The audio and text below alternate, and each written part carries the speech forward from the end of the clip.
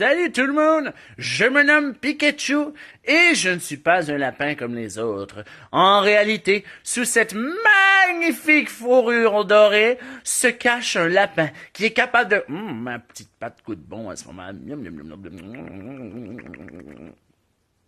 Donc, comme je disais, sous cette magnifique fourrure, là, l'autre patte aussi, les deux pattes en même temps, on lavé, savez-vous savonner, laver, une petite douche, ma petite patte gauche sera toute propre. Quand j'en aurai terminé avec ma langue, je reviendrai à vous, alors que ma fourrure sera soyeuse.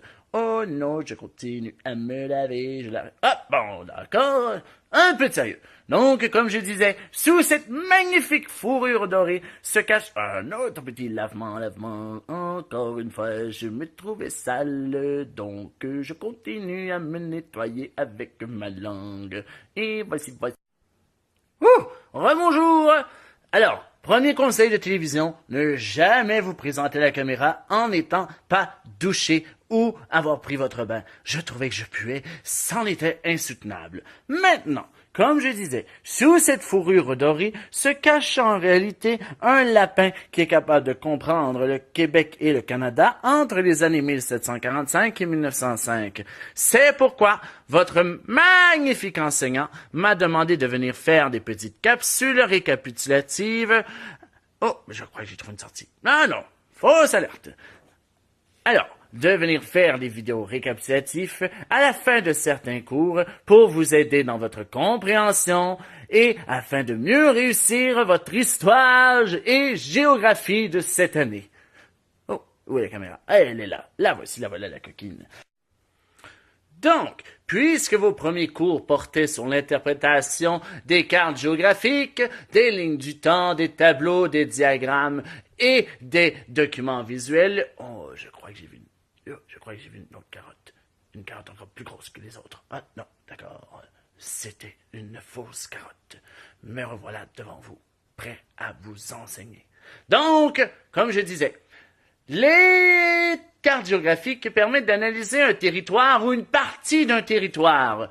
Il est important d'aller voir le titre en premier lieu afin de savoir où nous sommes sur notre planète Terre et aussi en quelle année nous sommes sur cette carte. N'oubliez pas d'aller voir également la légende qui vous permettra de comprendre les couleurs, les symboles et les lignes présentes dans la carte. Ensuite, les lignes du temps. Il faut comprendre que les lignes du temps sont fort utiles en histoire, car elles nous permettent de situer la chronologie des événements. Oh, je crois que je vais tenter de m'enfuir par ici tantôt. Oh, peut-être par là. Ah, d'accord, revenons. Je me sens pris au piège entre ces montagnes de coussins. Donc, l'ordre chronologique, comme je disais, des événements les plus anciens aux plus récents. N'oublie jamais qu'à la gauche de la ligne du temps sont les événements les plus vieux et que vers la droite sont les événements les plus récents. Tes parents seraient à gauche et toi tu serais à droite, autrement dit. Aussi, tu dois aller voir le titre afin de savoir la ligne du temps, qu'est-ce qu'elle représente comme événement et aussi en quelle année elle les situe. Les situe. Situer, situa. Excusez, ma langue a fourchi. Fourchette. Donc, et n'oublie surtout pas d'aller voir ce que l'on appelle l'intervalle dans une ligne du temps. Car l'intervalle te permet de savoir est-ce que c'est des bonds de 5 ans, de 10 ans, de 50 ans, de 25 ans, de 100 ans, et ainsi de suite, entre les différentes années qui sont marquées.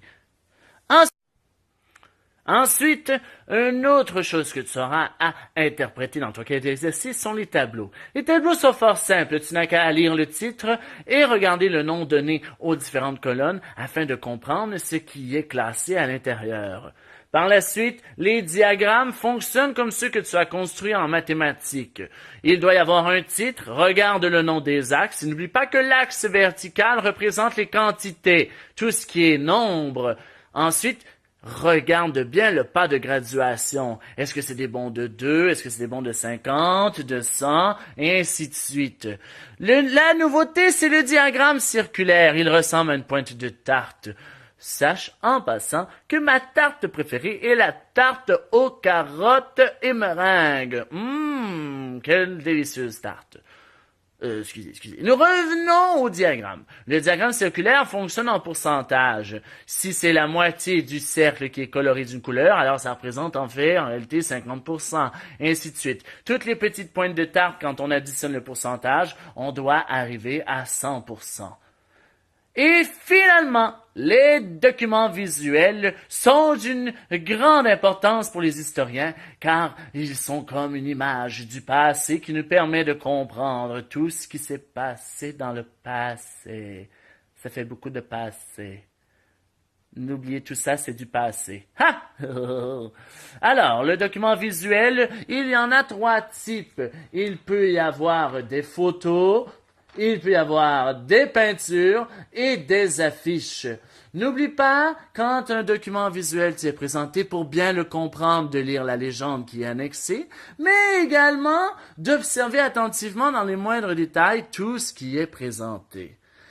Alors voici ce qui conclut tout ce que tu as appris concernant l'interprétation des documents qui seront placés dans ton cahier d'exercice et je crois que tu es maintenant prêt à faire un voyage dans le temps et à aller analyser le Québec et le Canada en 1745. Ma petite... J'allais presque oublier quelque chose de très important. N'oublie pas que quand on lit des siècles, l'année par exemple 1745 fait partie du 18e siècle, car elle se dirige vers l'année 1800. Ensuite, l'année 1805, par exemple, fait partie du 19e siècle, et l'année 1905 fait partie du 20e siècle. Alors, si on suit cette logique, l'année 2018 fait partie en réalité du suspense pendant que je cueille une carotte. Elle fait partie du 21e siècle. Bravo à tous ceux qui l'auront deviné.